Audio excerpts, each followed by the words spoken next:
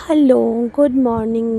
তো এটা ছিল আজকে আমার সকালের ভ্লগ। আমি সকালবেলা ঘুম থেকে উঠে দেখি আমার চোখগুলো লিটারেলি এতটা ফুলে গেছে, ঠান্ডা লেগে গেছে।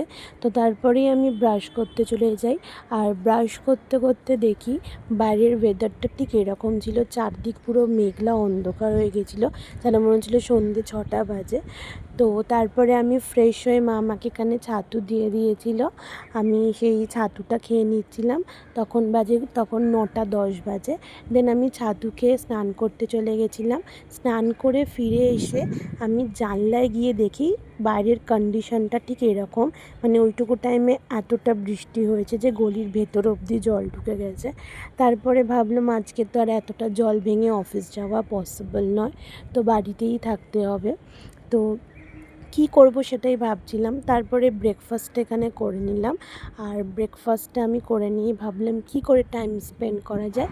দেন মাথায় এলো কি চলো আজকে একটু গল্পের বই পড়ে সময়টা কাটানো যাক।